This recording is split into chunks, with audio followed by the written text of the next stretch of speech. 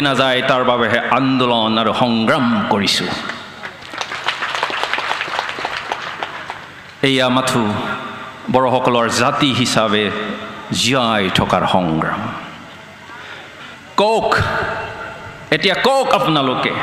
বাঘ বা গড়ক চৰকাৰে কিয় ৰক্ষণাবেক্ষণ দিছে, কিয় নিৰাপত্তা দিছে, কিয় চেংচুৱাৰী খুলি ৰক্ষণাবেক্ষণ দিছে? কাৰণ ৰক্ষণাবেক্ষণ নিদিলেই গড় বা বাঘ পৃথিৱীৰ বুকুৰ পৰা শেষ হৈ যাব। গতিকে শেষ হৈ যোৱাৰ পথত থকা বড়োসকলক অতি সোনকালে ৰক্ষণাবেক্ষণ দিব লাগে। হয়, বহুতে কয় বড়োসকলৰ বুৰঞ্জী নাই, ইতিহাস নাই, সেইকাৰণে বড়োলেণ্ড দাবীৰ কোনো ভিত্তি নাই। বড়োসকলৰ বুৰঞ্জী বা ইতিহাস আছেনে নাই আজি মই যুক্তি দাঙি ধৰিবলৈ বিচৰা নাই। বড়োসকলৰ ইতিহাস আছেনে নাই ক'বলৈ মই বিচৰা নাই। মাথো ক'বলৈ বিচাৰিছোঁ এটা জাতি হিচাপে যিখিনি টকাৰ প্ৰয়োজন সেইটো কিন্তু বড়োসকলৰ আছে, আমাৰ আছে, আমালোকৰ আছে। আমাৰ নিজৰ ভাষা সংস্কৃতি আজিলৈকে জীয়াই আছে, তাত কোনো সন্দেহ নাই যে আমিয়েই বড়োসকলেই এই মাটিৰ প্ৰথম বাসিন্দা আছিল, এই মাটিৰ প্ৰথম সন্তান আছিল।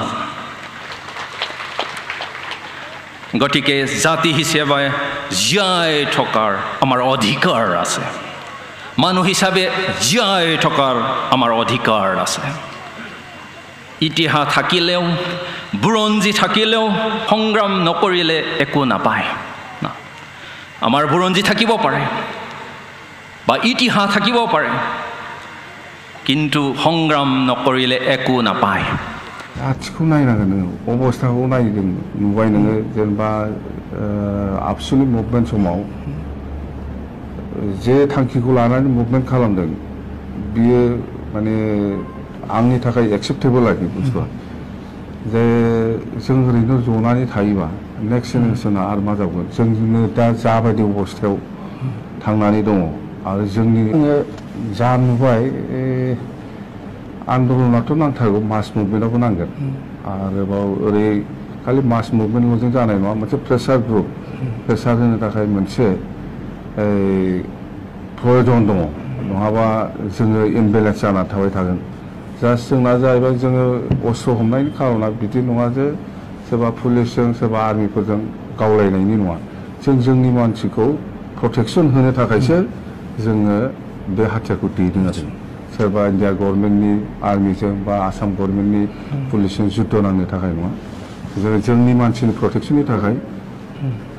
बेखौ जों हमदों, बायद' जादों, बेल'। पस्ट हिसाबै दंखायो आरो जेब्ला सुक्ति जायो होनब्लाथ' आं जेलावसो दंबावो। बिएससि सुक्तिनि समाव आं जेलावसो दंबावो। सुक्तिनिफ्राय 4 माससो उनाव आं गदों। 4 मास बेवहाय आं गैया, आंनि बे समाव आङो जेलावसो खामोन। आङो होमब्ला जरहाटआव दंमोन बे समाव, गुवाहाटीनिफ्राय जरहाटआव लांदों। बे लांनायनि खारनबो दङ सिगां अयथासारा जोंनि बर'नि सायाव बारा जाबाय, पुलिस मिलिटारिनि हांगामाया बारा जाबाय। बेखौ बेलेन्सआव लाखिनो बा जोंनि मानसिखौ प्रटेक्सन होनो थाखाय जोङो बे बिएलटिखौ जन्म होनाय जादों। बिएलटिखौथ' आंनि दारै नङा, बिएलटिआ सिलादानि समाव जाखानाय, आदा सिलानि दिनाव जाखानाय। बहुत आगोलावनो जन्म होदों बेखौ आं सनखौ एक्जेक्टलि जायखिजाया सिलागां थैखांनायनि उनावसो बिथाङा बेमारजों थैलांदों। बिनि उनाव आङो बे लिडारशिपखौ लानांदों आरोखि। ओरैनो दौलत ज'आखै, बयजोंबो रायलायदों, जेनेबा साहानि मानसिया खोला फैनो हाया, खोलानि मानसिया साहा थांनो हाया, बे परिबेस जादोंमोन नंगौ। खिन्थु बिएलटि जानायनि उनाव बे प्रब्लेमा जायाखै। कारगिल वार, कारगिल वाराव जोङो बिएलटिनिफ्राय फार्स्ट सिजफायार, जोङो भारत बिर'धि नंखाया जिहेतु जोंनि संगठना, आरो दिनै इन्डिया भारतआ जेराव बिराद गिदिर मोनसे क्राइसिसआव दङ, बे समाव जों जुदि अस्त्र लानानै ओरैनो माबा खालामना ओरैनो थाबाय थायोबा बियो मिनिंलेस जागोन। जोङो भारत राष्ट्रनिनो माबा भारत राष्ट्रनि सिङावनो जोङो आलादा रायजोसो बिदों जिहेतु बियो दा भारतआ आलादा कान्ट्रिजों मोनसे क्राइसिसआव फैगासिनो दं बेखौ नुनानै जोङो मोनसे सिजफायार होदों जे जोङो जुदि प्रयजन जायोबा कारगिलनि माबायावबो जों हेफाजाब होगोन बेखिनि स्टेटमेन्ट होनानै जों सिजफायार खालामदों आरो बे सिजफायारावनो भाजपायी गभर्नमेन्टनि आन्डाराव जोंजों आल'सनाया स्टार्ट जादों जोंखौबो खोब मोजां रेसपन्स होदों जे बिसोर बिराद मोजां जोंनि कारगिल वारनि समाव बिथांमोना जोंखौ बिराद सहाय खालामनाय बादि जादों बिदि होननानै भाजपायीनि दिनावनो सलुसना 2003 स्टेट मोननो थाखाय जोंहा मानि प्रयजन दं आरो जोङो दिनै बे समाव मोनगोन ना मोना ओरैनो जुजिनायनि नामाव जुजिबाय थाबा जानाय नङा जों सिन्था खालामनांगोन स्टेप बाय स्टेप जों बोरैबा लांनो हायो नङा डाइरेक्ट बड'लेण्ड सेपारेट स्टेट मोननांगौआ दिनै समाव सम्भब नङा होननानै जों बुजिनानैनो जे जों मोनसे स्टेप आवगायनानै लाग्रोनि होननानै बे सुक्तिखौ खालामनाय जादों दानि जोंनि दिनाव जिथु सुक्ति जादों 2003 10 फेब्रुवारियाव बेथ' बिराद मोजां सुक्ति बर' भाषाखौबो जोङो 90 स्कुलाव सोनानै दोननो हादों ओमफ्राय जिथु सुक्ति बियो कार्बि आलं बा डिमा हासाव बा खासि हिल्स बा जयन्तिया हिल्स बा जों गार' हिल्सनि बादि नङा बिसोरनाव 62नि आन्डारावनो खिन्थु बिटिसिआ एसे मडेला बेलेग बेखौ एमेन्डमेन्ट खालामदेरबावनाय जादों जे लेजिस्लेटिभ पावार होनाय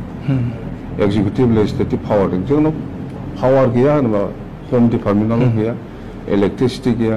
कमिउनिकेसन जाबा टेलिफनिक बेफोर गैया बेफोरल'सो गैया बाखि डेभेलपमेन्टेल जिथु डिपार्टमेन्ट बेयो गासिबो दंजोबो मोनसे जोङो एकगत जानो हाबाथ' मोजांमोन एकगत जानो हाबा मोजांमोन दुर्भाग्यजनक जायखिजाया उरखावदामोनहा जोंनि लिडारशिपखौ मालाबाबो एक्सेप्ट खालामनो हाया बे बेलायाव जादों नङाब्ला एटलिस्ट आंखौ बुंनानै लानो थाङा दिनै सुक्तिखारि हिसाबै गभर्नमेन्टआबो बुंदों जे सुक्तिखारिखौ खेबसेबाबो नायनाय खामानि मावनो सुबिदा हो नोंसोर दानो बेवहाय बारसनथ'नो नाङा दा बे कमेन्टआ सोरबा गभर्नमेन्टनिल' नङा बहुद बुद्धिजीबिफ्रानो लुबैदोंमोन बिटिसि ओनसोलाव थानाय बर'आनो होन बा सोरबा बाङालियानो होन सोरबा असमियानो होन बा सोरबा राजबंसियानो होन सुक्तिखारिखौ खामानि मावनायनि सुबिदा हो खेबसे एटलिस्ट बिनि उनाव नायदो बेखिनिखौ बियो एक्सेप्ट खालामनो हायाखै उरखावा गावनो जिरायनोमोन बेहायसो डिभिजन जादों खिन्थु बिहा मोनसे माबा बेनो सुक्ति समावबो बियो जोंखौ सिगां समाव बुंबाय जे बे सुक्तिजों जेबो जाया जोङो बे सुक्तियाव थाफानो हाया एफसिखौ सहि होहैया बेनोथ' उरखावनि थाखायनोथ' एफसिआ सहि होआखै बे माबायाव खिन्थु सहि होआखै दिनै नुबाय नोङो बे बिटिसिखौनो सेख'फिननो नागिरगासिनो दं सिगाङावथ' गाज्रि होननानैसो रिजेक्ट खालामबावदोंमोन बेजों जेबो जाया होननानै उरखावा ओंखायनो सुक्तियावबो एफसिखौ सहि होआखिसै बाहेरायाव थाहोबाय खिन्थु दिनै फैयै नुबाय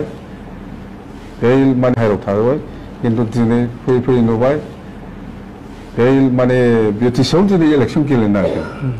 गेलेबोगासिनो दं खिन्थु जेनगासिनो दं आरो बिटिसिआव जेबो गैयाब्ला दिनै मानो ক্ষমতাयाव फैनो नागिरदों ক্ষমতাৰ थाखाय मानो इलेक्सन गेलेबाय थादों দেখিবলৈ পাইছে যে কিছুমানে বহুত জীৱন দি পেলাই তেজ দি পেলাই একো পোৱা নাই কিছুমানে একো নেদি পেলাইও বহুত পাইছে যে আজি ভাৰতত যদি চাবলৈ যায় তেলেংগানাতকৈ পুৰণা যদি দাবী আছে সেইটো বড়োলেণ্ড দাবী যে বড়োলেণ্ড 1967 পৰা আৰম্ভ হৈছে কিন্তু তেলেংগানা 1969 পৰা আৰম্ভ হৈছে গতিকে আজি তেলেংগানাৰ সমস্যাটো যোৱা 2014 সমাধান কৰিলে উত্তৰাখণ্ড ঝাৰখণ্ড ছত্তীশগড়ৰ যিটো বড়োলেণ্ড ৰাজ্য বিচাৰা সেইটো সমাধান কৰিলে আৰু একো নিবিচাৰি পেলাইও নালাগে বুলি কোৱাৰ সত্ত্বেও আজি জম্মু কাশ্মীৰটো দুটা ভাগ কৰি পেলাই দুটা ইউনিয়ন টেৰিটৰি গঠন কৰি দিলে কিন্তু আমি আহ্বান কৰিছোঁ যে এনডিপিৰ লগত যিটো তেখেতসকলৰ ইণ্টাৰলিকুটৰ দ্বাৰা যিটো আলোচনা হৈ আছে এইটো ক্ষিপ্ৰতাৰে কৰিব লাগে আৰু এটা সমাধান আনিব লাগে সমাধান আনি যাতে তাৰ কেডাৰবিলাকে স্বাভাৱিক জীৱনত আহিব পাৰে নিজৰ মানে ঘৰত থাকি পেলাই সামাজিক উন্নয়নৰ কাৰণে কাম কৰিব পাৰে সমাজত মিলি যাব পাৰে তেনেকুৱা এটা পৰিস্থিতি সৃষ্টি কৰিব লাগে আৰু ইয়াৰ লগে লগে যে জাষ্টিছটো যাতে ডিলেট নকৰে ন্যায়টো যাতে বিলম্ব নকৰে যিমান সোনকালে ন্যায় দিব যিমান সোনকালে অধিকাৰ দিব ইয়াত বসবাস কৰা নাগৰিকসকলেও উন্নত ভাৰতৰ এটা